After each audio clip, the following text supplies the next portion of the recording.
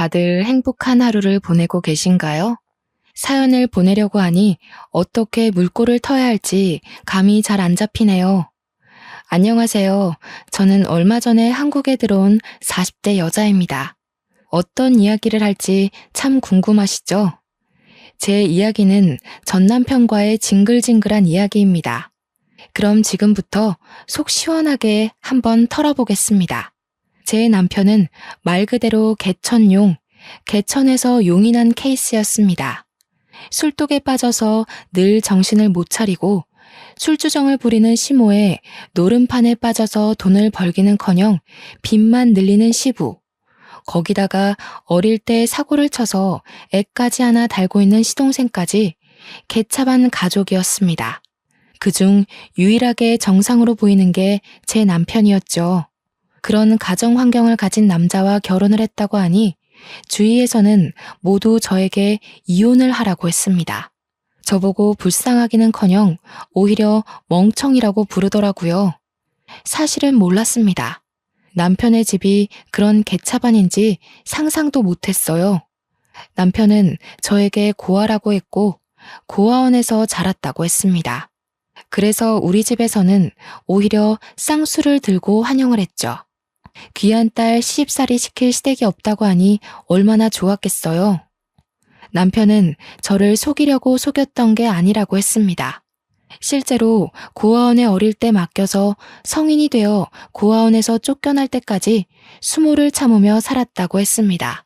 공부를 제대로 시켜주지 않아서 혼자 친구들이 버린 문제집을 주워다가 지우개로 박박 지워가며 공부를 했다고 했어요. 그래서 제 남편은 변호사가 되었고 저보다 저희 아버지를 먼저 알게 되었습니다. 저희 아버지는 국내에서 내노라 하는 불굴의 탑 10대 변호사 사무실 안에 들어가는 법무법인의 대표였습니다. 아버지께서는 판사로 임용이 되어 법원에 오래 자리를 잡고 계시다가 판사직을 내려놓고 변호사가 되셨죠. 운 좋게 굵직한 사건들을 맡아 해결을 하신 이후 사무실은 점점 커졌고 지금은 모든 분야에서 탑이라고 일컫는 법무법인을 운영하십니다.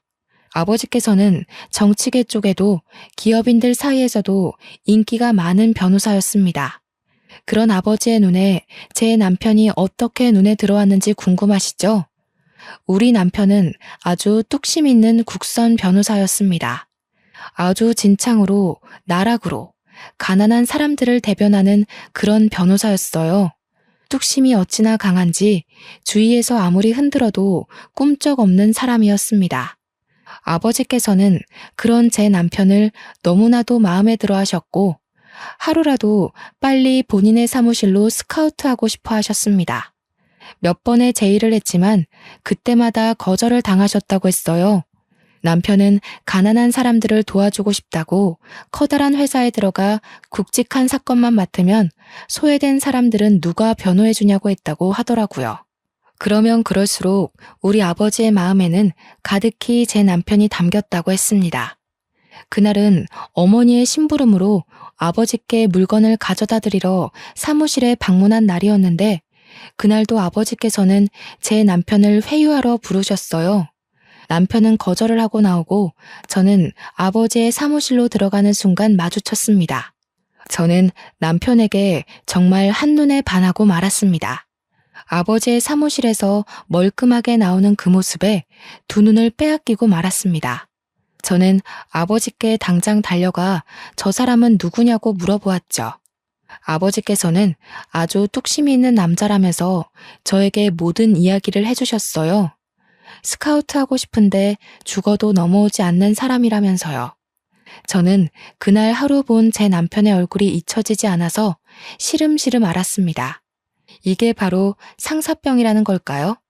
정말 딱 한 번만 더 봤으면 좋겠다 하는 생각이 머릿속에서 지워지지 않았습니다.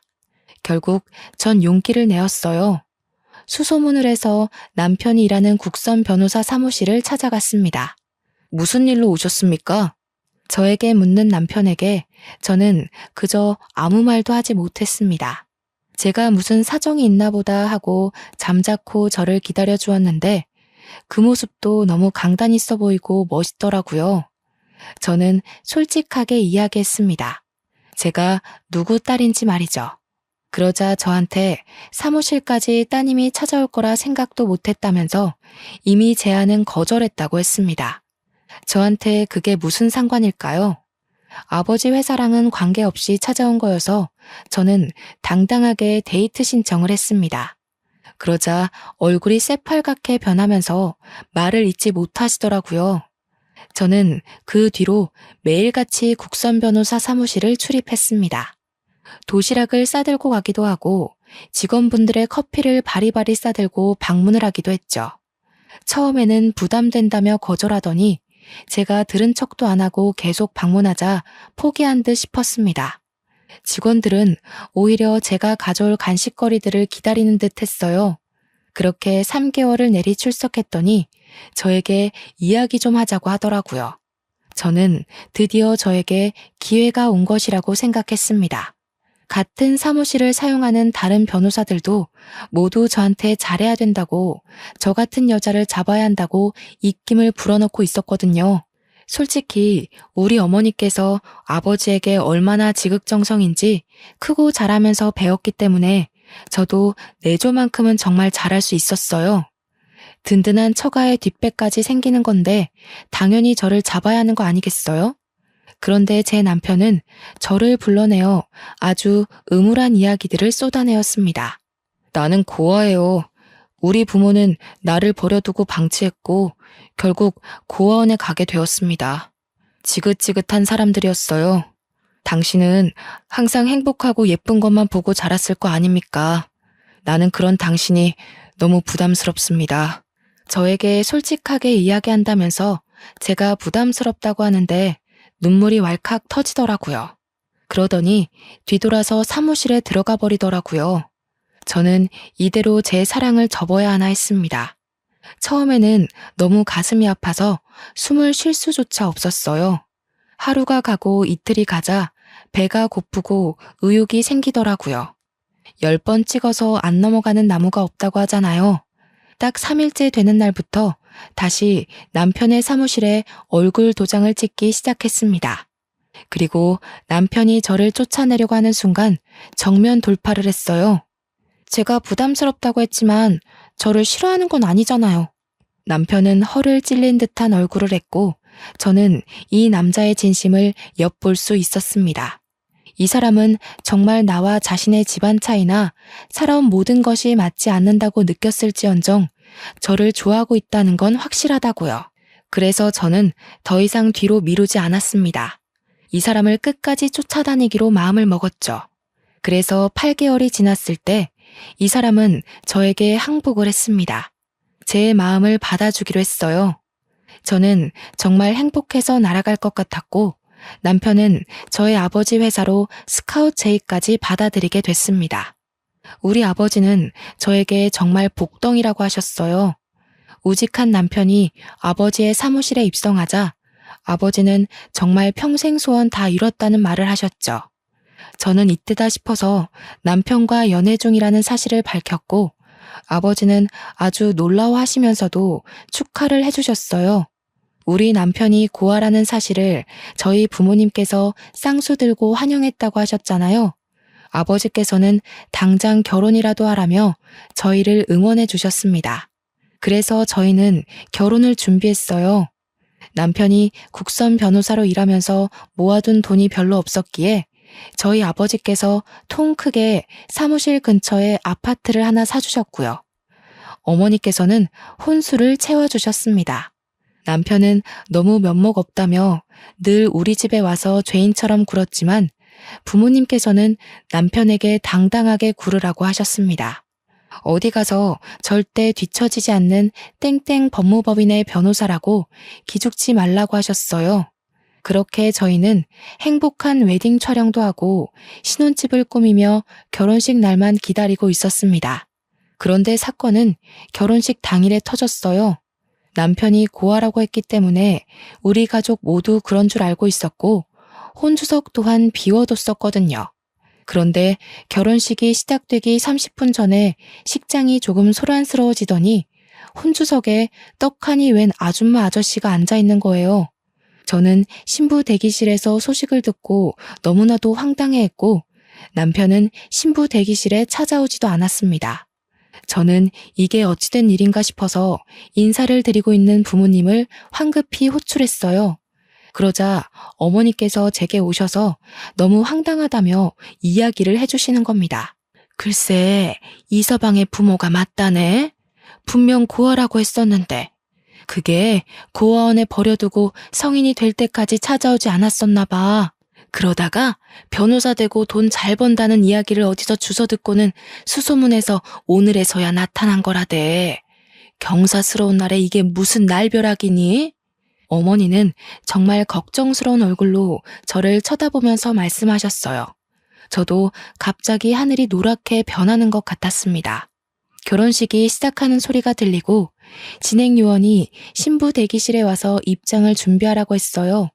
이제 와서 도망치기엔 너무 늦었다는 소리였죠.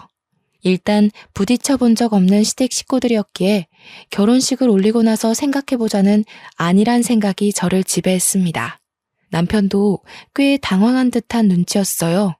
힐끗 바라본 신랑 쪽 혼주석에는 한복을 어디서 대여했는지 조금 낡아 보이는 한복을 입고 앉아 계신 남편의 부모님과 시동생, 그리고 갓난 아기가 보였습니다. 저는 이를 꽉 깨물고 아버지의 손을 잡고 입장을 했고 성대한 결혼식을 올렸습니다. 결혼식이 끝나고 정신없이 인사를 드리고 난 뒤 정막이 찾아왔어요. 그때서야 제대로 시부모라는 사람들과 인사를 할 수 있었습니다. 앙큼하게 어디 알리지도 않고 결혼식을 올릴 생각을 했어? 이런 중요한 일에 우리를 찾아와 인사할 생각도 안 하고. 남편은 아무 말도 하지 않았습니다. 저는 너무 당황스러웠고요. 어디서 사는지도 모르는데 어떻게 가서 인사를 드리고 상견례를 진행합니까? 저희 부모님도 똥 밟았다는 얼굴을 하고 계셨습니다. 남편은 신혼여행이 급하니 인사는 다녀와서 드리겠다고 공손하게 대답한 뒤 저의 손을 잡았어요. 제가 너무나도 사랑했던 남편이기 때문에 믿고 신혼여행길로 올랐습니다. 신혼여행길에서 모든 이야기를 들을 수 있었어요. 고아원에서 지낼 때 고아원 원장이 은근슬쩍 친부모에 대해 이야기를 해준 적이 있었다고요. 공부를 잘하니 성인이 되면 한몫할 거라고 넌지시 던졌다고까지요.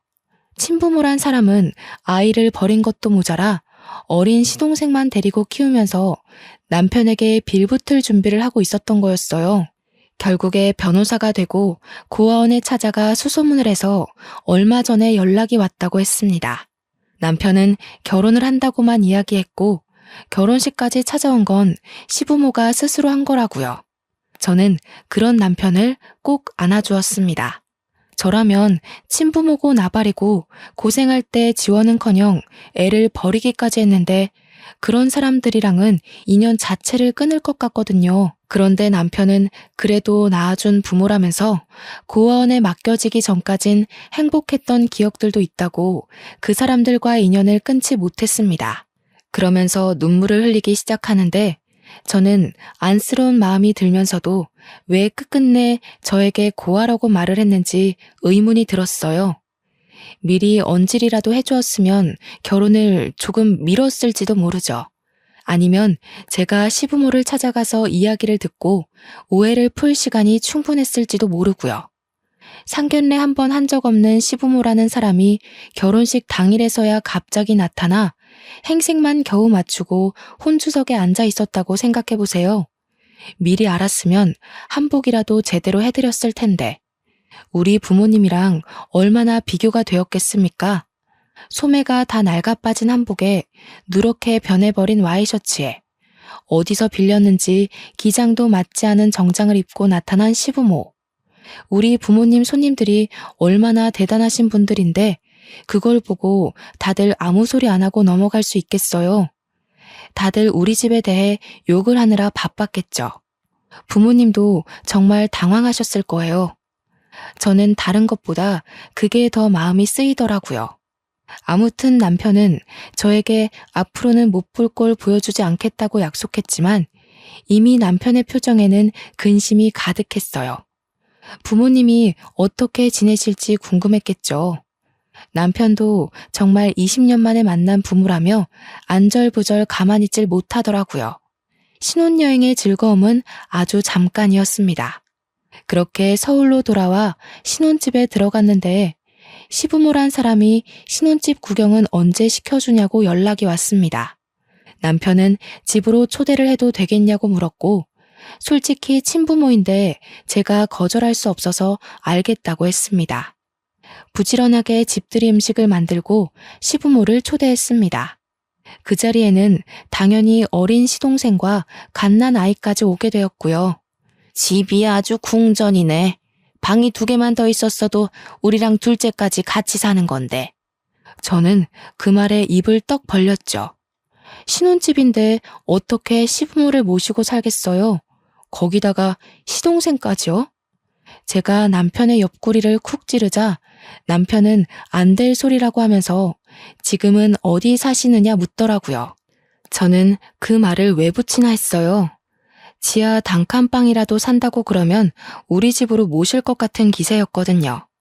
남편은 분명 저에게 피해가는 일 없게 하겠다고 호언장담했는데 실제로 친부모를 보니까 그 다짐은 어디다 팔아먹은 건지 우유부단하게 굴었어요. 그러자 시동생이 불쑥 끼어들어서 말을 하더라고요. 우리 그냥 다 쓰러져가는 빌라에 옹기종기 모여 살지.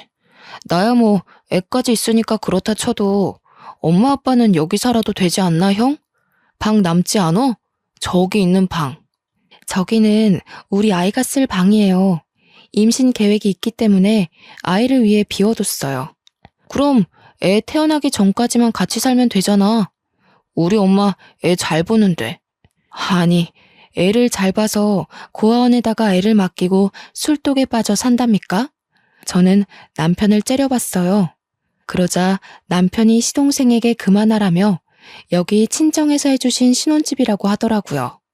그래서 사돈 어른 댁은 뭐하는 집안인데 부자야?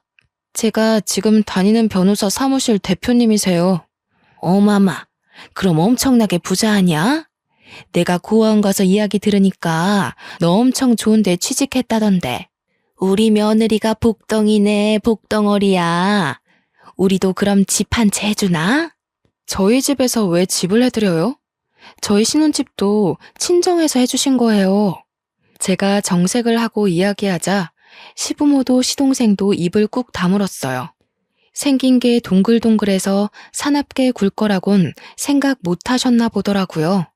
저는 재빨리 음식을 내왔고 음식이 모두 동나자 피곤하다는 핑계로 시댁 식구들을 내쫓았습니다. 남편은 시댁 식구들이 사라지고 나서야 저에게 미안하다고 사과를 했어요. 제가 당신 정말 좋아해서 쫓아다닌 건 맞지만 이런 상황까지 예상했던 건 아니에요. 앞으로 당신이 제대로 처신했으면 좋겠어요. 남편은 알겠다고 고개를 끄덕였어요. 처음의 바램처럼 제대로 된 바람막이가 되어주겠다고 약속했습니다. 하지만 뻔뻔하기 그지없는 시부모들은 저에게 아주 갖은 요구를 해댔습니다. 처음에는 아주 불쌍하게 이야기를 했어요. 당장 뜨끈한 쌀밥이 먹고 싶은데 돈이 없으니 10만 원만 보내달라고 하더라고요. 10만 원이 없어서 허덕이진 않았기 때문에 처음에는 그냥 보내드렸죠. 그런데 매주마다 요구를 하시는 거예요. 10만 원씩. 그러더니 시간이 좀 지나니 달마다 용돈을 달라고 하시더라고요. 50만 원. 매달 50만 원만 붙여주면 우리가 너네 살림에 절대 간섭 안 하마. 우리도 돈을 벌긴 벌고 있는데 손주까지 키우려니 살림이 워낙 빠듯해서 그래. 저한테 비굴하게 비는데 매몰차게 거절할 수가 없었어요. 그래서 매달 50만 원씩 남편이 주는 생활비에서 뚝 잘라 보내주기 시작했습니다. 한동안은 잠잠하던 시댁 식구들은 3개월쯤 지나자 본색을 드러냈어요. 지금 살고 있는 빌라가 너무 낡아서 난방도 제대로 안 되고 비도 샌다면서요. 저에게 집 수리를 좀 해줄 순 없냐고 하는 거예요. 저는 그 낡은 빌라를 고쳐봐야 얼마나 들겠나 싶어서 알겠다고 했어요. 뭐 예단비 대신 드린다고 생각하면 되겠지 하고 생각했어요. 그런데 글쎄 인테리어만 한 게 아니라 가전제품도 싹 바꿨더라고요.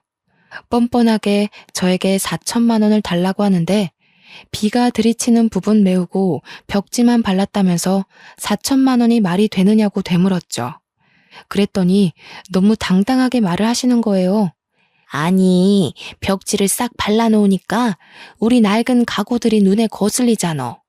부자 며느리 좋다는 게 뭐니? 이럴 때 딱 돈 쓰는 거지. 제가 아직도 친정에서 용돈 받아다 쓰는 줄 아셔요? 이거 다 그의 지갑에서 나오는 거예요. 그의 용돈 줄여서 할부로 갚아야 하니까 그런 줄 아세요.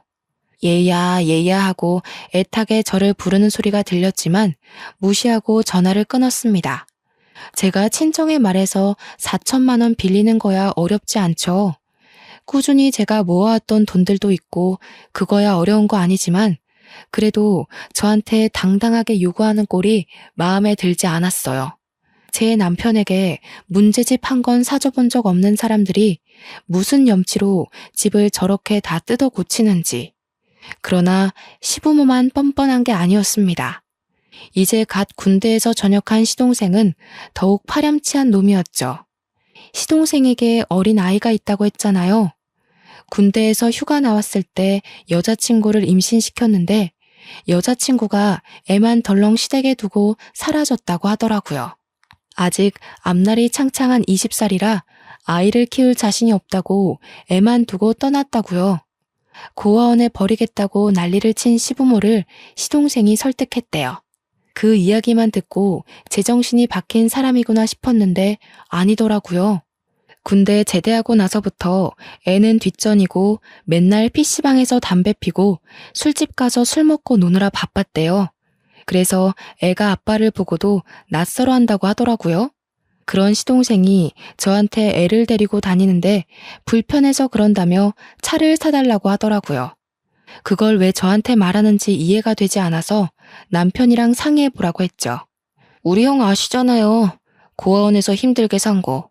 그런데 어떻게 형한테 차까지 사달라고 해요? 그럼 얼굴 3번도 안 본 형수한테 차 사달라고 하는 건 되고요. 스스로 일해서 돈 벌어 사세요. 이야기 들어보니까 맨날 집에서 게임하고 술 먹는다고 하던데 애를 위해서 사는 게 맞아요? 시동생은 형수 너무하네, 있는 사람이 더하다던데 궁시렁거리면서 전화를 끊었습니다. 저는 화가 나서 남편이 퇴근하고 돌아오자마자 이야기를 했어요. 당신의 가족들이 나한테 자꾸 이것저것 요구하는 거 알고 있냐고 이야기를 하니 전혀 몰랐다고 하더라고요. 그러면서 저한테 용돈을 드리고 있는데 그걸로 부족한가? 하는 거예요.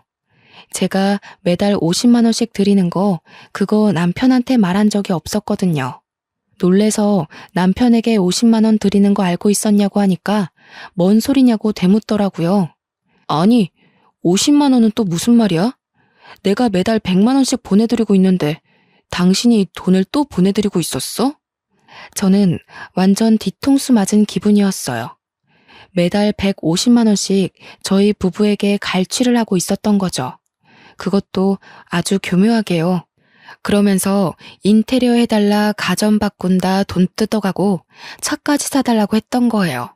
저는 남편을 쥐잡듯이 잡았습니다. 얼마나 우습게 보였길래 이런 식으로 가족이라는 사람들이 뒤통수를 치냐고요. 그러자 남편이 저한테 버럭 화를 내더라고요.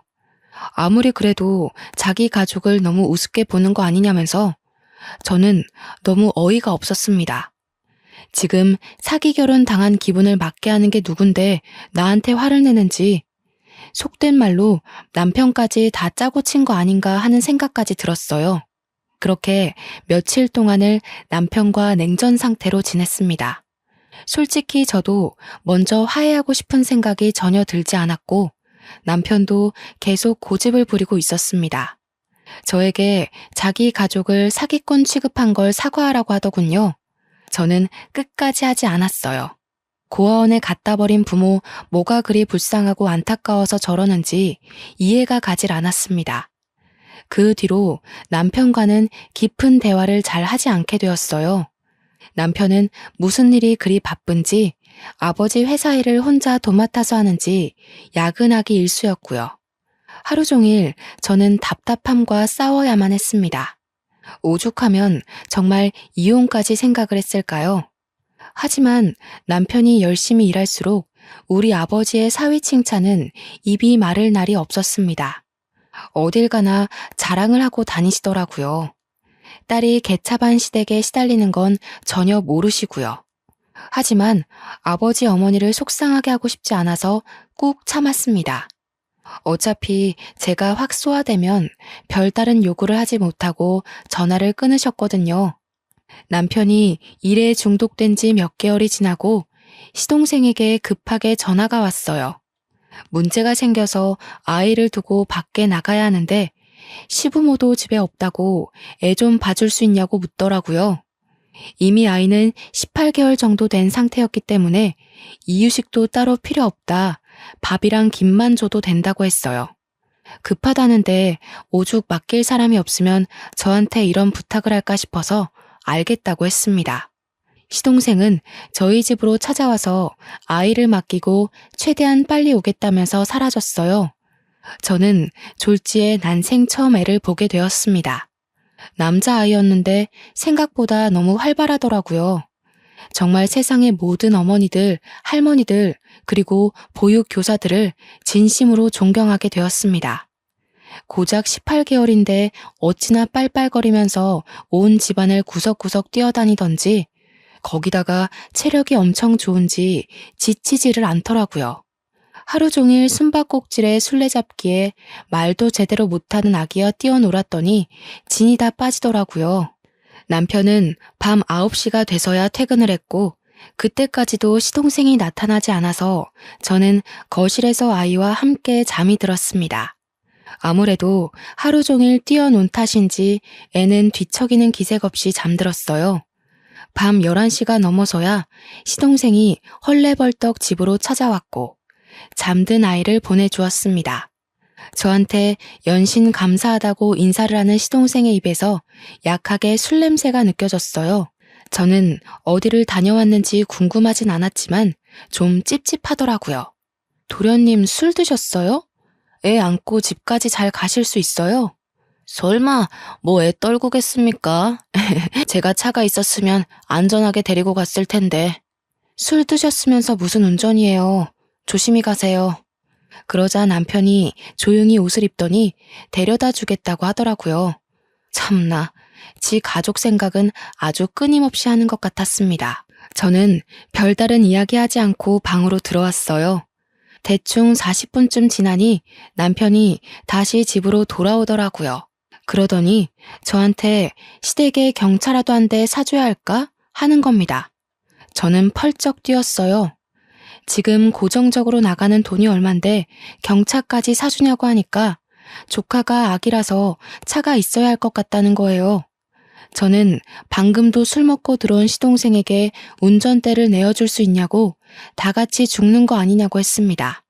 그러자 남편이 또 무슨 말을 그렇게 하냐고 저한테 화를 버럭 냈어요. 제가 알던 남편이 아닌 것 같았습니다. 우직하고 강인하고 누구보다 남을 배려하며 살았던 남편이었는데 약한 사람들을 위한 변호사가 될 거라고 했었는데 말이죠. 결국 남편은 중고차로 소형 세단을 시댁에 사주었어요. 경차를 사주겠다고 하더니 소형 세단을 사준 거 보고 저는 혀를 끌끌 찼습니다. 그렇게 차까지 사주고 나니 남편이 분명 용돈 남는 거 하나 없어야 하는데 이 남자 자꾸 어디서 돈을 쓰더라고요. 시댁에 소고기를 보내고 조카를 준답시고 몇십만 원짜리 장난감을 사주고 저는 아버지에게 슬쩍 남편의 연봉이 올랐냐고 물어봤는데 그건 아니라고 했어요. 원래도 잘 벌긴 했지만 그래도 저희가 매달 청약도 들고 적금도 있고 고정 생활비에 지출비도 있고 시댁에 150만 원씩 용돈도 드리고 하다 보니 남편이 유동적으로 쓸 수 있는 현금이 부족하긴 해야 하는데 이상하게 화수분처럼 돈을 꺼내더라고요. 슬슬 찜찜해지기 시작했죠. 그렇게 또 2달이 흐르고 시동생은 간간히 저희 집에 아이를 맡겼어요. 조카가 절 좋아한다는 말도 안 되는 이야기를 들이밀면서 애를 맡기더라고요. 처음에는 한두 번이니까 알겠다고 좋은 마음으로 아이를 봐주었는데 이게 시도 때도 없이 그러니까 저도 싫더라고요. 주말에 남편이랑 데이트라도 할라 치면 조카를 데려오질 않나. 평일에도 불쑥 찾아와서 1시간만 맡아주세요, 2시간만 맡아주세요 하는데 제가 무슨 보모라도 된 기분이었습니다. 그래서 하루는 집에 없는 척을 했어요. 배를 여러 번 누르고 문도 쾅쾅 두들기다가 집에 진짜 없나? 하면서 조용해지더라고요. 엘리베이터가 열렸다 닫히는 소리도 들려서 시동생이 갔나 싶어서 인터폰을 켜보니까 없더라고요. 그래서 잘됐다, 집에서 늘어지게 영화나 봐야지 하고 있는데 갑자기 조카의 울음소리가 들리는 거예요. 놀래서 현관문을 벌컥 열었습니다. 그러자 시동생은 어디로 사라지고 없고 현관문 앞에 조카만 덜렁 있었어요. 아직 2돌도 안 된 아기를 두고 사라진 거예요. 저는 놀래서 시동생에게 전화를 하려고 휴대폰을 열었는데 문자가 하나 와 있더라고요. 형수, 어디 갔어요? 문 앞에 애 두고 저 일 좀 보고 올게요. 집에 얼른 들어가서 애 좀 챙기세요. 저는 정말 너무너무 빡쳤습니다. 그래서 바로 아이를 데리고 집에 들어와 시동생에게 전화를 걸었습니다. 전화를 당연히 받지 않더라고요. 그 뒤로도 3번을 더 걸었는데 받지 않았어요. 결국 남편이 먼저 퇴근해서 돌아왔고 아이와 함께 저녁을 먹고 씻긴 뒤 남편에게 문자를 보여주었습니다. 남편은 문자를 보더니 놀래서 눈이 땡그레지더라고요. 그 순간 시동생이 현관문 벨을 누르더라고요. 남편이 문을 열어주었고 제가 바로 시동생의 뺨을 때렸습니다. 남편도 시동생도 무척 놀란 얼굴이었어요. 도련님, 아무리 상식이 없다고 해도 제정신이에요? 문자만 하나 덜렁 보내놓고 애를 문 앞에 두고 사라지면 어떡해요? 이 어린애가 계단이라도 굴렀으면 어쩔 뻔했어요. 아빠라는 사람이 이렇게 무책임해도 돼요? 제가 막 소리를 지르자 남편이 그제서야 시동생을 혼내기 시작했어요. 그러자 시동생이 입을 꾹 다물고 자고 있는 아이를 들쳐업고 가더라고요. 남편이 따라 나서는 걸 보면 집까지 데려다 주는 것 같았습니다. 저는 열을 식히느라 샤워를 하고 나왔더니 남편이 와 있더라고요. 제가 뺨 때린 게 너무했냐고 물어보니 아니라고 잘했다고 하면서도 뭔가 할 말이 있어 보였어요. 할 말이 있으면 지금 하라고 했더니 저한테 조카 이야기를 하더라고요. 동생이 너무 어리기도 하고 조카는 엄마의 손길이 필요한 것 같아서 말이야. 내가 부모님이랑 이야기를 해봤는데 조카를 우리가 입양해서 키우는 게 어떨까? 저는 남편에게 바로 손에 집히는 휴지를 던졌습니다. 우리한테 애가 있는 것도 아닌데 어떻게 그런 말을 할 수 있어? 남의 자식을 내 자식처럼 키우라고. 그게 말이나 되는 소리야? 언제는 고아라며, 가족 없다며. 남편은 저에게 진정하라고 오늘은 따로 자자고 하면서 거실로 나갔습니다. 저는 너무 스트레스를 받아서 구토가 확 올라왔어요. 한바탕 변기를 붙잡고 다 토해낸 뒤 겨우 잠이 들었습니다. 그 뒤로 스트레스 탓인지 미열도 자꾸 오르고 식욕도 없고 어지럽기도 하고 그러더라고요. 그러다 일이 확 터졌죠. 시모가 술 먹다가 옆 테이블 아줌마랑 시비가 붙어서 싸움이 났는데 옆 테이블 아줌마를 거의 발로 밟았다는 거예요. 곤죽이 된 피해자가 시모에게 폭행치사 소송을 건 것이었어요. 남편은 난리가 나고 시모는 저에게 우리 아버지 회사 변호사 1명 빵빵한 분으로 붙여달라고 요구를 하고 저는 진짜 저희 부모님 보기 부끄러워서 아무 말도 못했고요. 저한테 계속 전화를 걸어서 변호사가 그리 많은데 자기 일 봐줄 사람 하나 없는 게 말이 되냐고 소리를 치는데 진짜 혀를 깨물고 싶었어요. 시부는 저한테 아들이랑 시모 몰래 50만 원만 빌려주면 100만 원으로 불려서 갚겠다는 헛소리나 하고요. 개버릇 남 못 준다더니 시부는 아직도 노름질을 하고 있고 시모는 술독에 빠져 살고 있었습니다. 남편은 하루하루 말라가고 있었어요. 안쓰러워서 보듬어주고 싶다가도 지 가족 챙기는데 힘쓰는 걸 보면 정내미가 뚝 떨어졌습니다. 그러다가 문득 알게 되었습니다. 제가 생리를 하고 있지 않다는 사실을요. 저는 바로 약국에 가서 임신 테스트기를 했고 선명한 두 줄을 확인했습니다. 이걸 경사라고 해야 할지 악재라고 해야 할지 너무나도 두려웠어요. 남편에게 점점 신뢰를 잃어가는 와중에 덜컥 임신이라뇨. 하지만 산부인과에 가서 8주가 됐다는 소견을 받고 아이의 심장 소리를 들으니 모성애가 생기더라고요. 어떻게 해서든 내 아이만큼은 정말 제대로 번듯하게 사랑만 주면서 잘 키워야겠다. 그런 생각이 들었습니다. 그런데 병원에서 제 자궁이 약하다고 하더라고요. 유산기가 있으니까 조심해야 된다고 저 같은 산모들은 30주가 돼도 불안해야 한다고 했어요. 절대로 무리하지 말고 집에서 쉬는 것만 생각하라고 하면서요. 저는 제 임신 사실을 남편과 친정에 알렸습니다. 친정 부모님은 당연히 너무나도 좋아하셨죠. 저에게 벌써 어디 한약이 좋다더라 하시면서 하루빨리 손주를 만날 날을 기대하고 있었습니다. 남편에게는 모든 걸 솔직하게 말했습니다. 제 자궁이 약해서 절대로 스트레스 받으면 안 되고 무리해서도 안 된다고요. 남편은 제 말을 잘 이해한 것 같았어요. 그 뒤로 시부모에게 연락을 받는 일이 없었거든요. 하지만 한 가지 시동생만큼은 여전히 눈치 없이 굴었습니다. 저에게 자꾸만 조카를 맡기고 사라졌어요. 분명 술 먹고 노는 게 맞는데 아니라고 뚝 잡아떼면서 제가 거절하지 못하게 집으로 애부터 들이밀더라고요. 제가 임신 4개월을 넘겼을 시점 조카랑 놀다가 무리를 했는지 배가 조여들게 아파오기 시작했어요.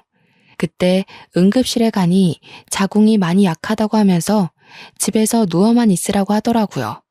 하지만 뛰어서 놀아주던 조카애가 벌써 2돌을 넘겼는데 가만히 앉아서 놀자고 하면 그러겠다고 할까요? 저한테 더 뛰자고 계속 졸라대기만 했죠. 저는 결국 병원에 입원을 해야 했습니다. 자궁이 수축해서요. 절대 무리하지 말라는 의사 선생님의 신신당부를 듣고 집으로 돌아간 날 남편은 출근을 했고 어김없이 조카가 집에 찾아왔습니다. 도련님한테 피곤해서 애 못 봐준다고 했는데 잠깐만 봐주면 된다고 들이밀고 도망가더라고요. 어쩔 수 없이 조카에게 큰엄마가 피곤해서 자야 하니까 혼자 놀고 있으라고 했어요. 그렇게 저는 아이에게 TV를 틀어주고 침대에 누워 자고 있었습니다. 곤이 단잠에 빠져 있는데 뭔가 꿀렁꿀렁 거리더니 배에 심한 통증이 느껴졌어요. 정말 악 소리를 외치면서 잠에서 깼다가 그대로 기절을 하고 말았습니다. 그렇게 몇 시간을 기절했는지 모르겠어요. 눈을 떠보니 병원 응급실이었고 남편은 사색이 되어 저를 보고 있었습니다. 순간 저는 느낌으로 알았어요. 제 아이가 유산이 되었다는 것을요. 조카가 제가 잠든 사이 제 배 위로 점프를 했고 그 충격으로 인해 아이가 유산이 된 것이었습니다. 침대에 기절해서 하혈하고 있던 걸 남편이 퇴근하고 나서야 발견을 해 응급실에 실려왔고 응급수술을 받았으나 더 이상 임신이 어렵다는 판정을 받았어요. 저는 그 이야기를 들으면서 또다시 기절을 할 것만 같았습니다. 충격에 하염없이 눈물만 흘렸고 제 옆을 지킨 부모님과 남편도 눈물만 흘리고 있었어요. 그런데 그때 시동생이 박수를 짝 치는 거예요. 형수, 더 이상 임신도 어렵다는데 조카를 입양해서 키우는 게 낫지 않겠어요? 나야 애 없는 게 편하고 형수는 애 키우고 싶잖아. 엄한 애 입양하는 것보다야 핏줄 입양해서 키우는 게 낫지. 이 미친놈이 뭐라고 하는 거야 지금?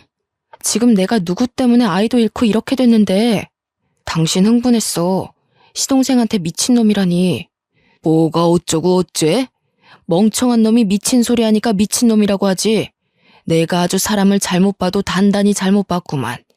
지금 이 와중에 자네를 버린 가족들 편을 드는 겐가? 내 딸이 아니라 내 눈앞에서 당장 저 미친놈 데리고 썩 꺼지게. 남편은 그게 아니라며 아버지께 변명을 했지만 아버지는 듣지 않으셨어요. 꼴도 보기 싫으니까 당장 꺼지라고 소리를 치셨고 저도 지지 않고 나가라고 소리를 질렀습니다. 저는 남편과 시동생이 나가자 아버지께 당장 이혼하겠다고 말씀을 드렸어요. 아버지는 제 손을 꼭 잡으며 일단 몸조리에 신경 쓰고 이혼은 그 다음에 바로 진행하자 하시면서 미안하다고 하셨습니다. 자기가 사람 보는 눈이 너무나도 부족했다면서 제 손을 잡고 그렇게 한참을 우셨어요. 저는 부모님을 위로하며 같이 울었습니다. 그렇게 2주일이 넘는 시간 동안 몸의 회복을 위해 노력했습니다. 자궁 초음파를 통해서 자궁 안에 남겨진 찌꺼기까지 깨끗하게 청소하고 제 난소도 확인하고 임신이 어렵다는 판정은 번복되지 않았지만 저는 심리치료까지 병행하며 마음을 다스렸어요. 그리고 집으로 돌아와 남편에게 이혼을 하자고 이야기했습니다. 남편은 당연히 절대 이혼 못 해준다고 했죠. 이혼을 못 해준다니 아쉽네. 그럼 소송으로 진행할게. 이 집은 부동산에 내놨으니까 하루라도 빨리 짐 빼는 게 좋을 거야. 명의가 내 건 거 알고 있지? 당신이 재산에 기여한 부분이 어느 부분인지 모르겠지만 그건 판결 나오는 대로 처리해 줄게.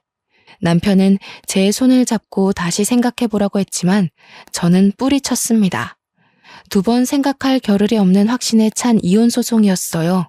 아버지는 바로 사무실 최고의 변호인단을 꾸려 제 소송을 준비해 주셨습니다. 그런데 일이 생각보다 아주 쉽게 풀렸어요. 남편이 월급이 오른 것도 아닌데 시댁에 돈을 쏟아부었었잖아요. 그게 알고 보니 아버지 회사 각종 거래처에서 뒷돈을 다 받고 있었던 거예요. 거절된 의뢰들도 몰래 수임해서 수임료 챙기고 아버지 로펌 이름을 걸고 갑질을 하고 있었던 거죠. 접대도 받고 뒷돈도 받고. 근데 그게 거래처의 장부에서 발견이 되고 수천만 원을 받은 것이 들통이 났습니다. 아버지께서는 그 증거들을 모조리 파헤쳐서 이혼 소송과 별개로 횡령으로도 소송을 걸었어요.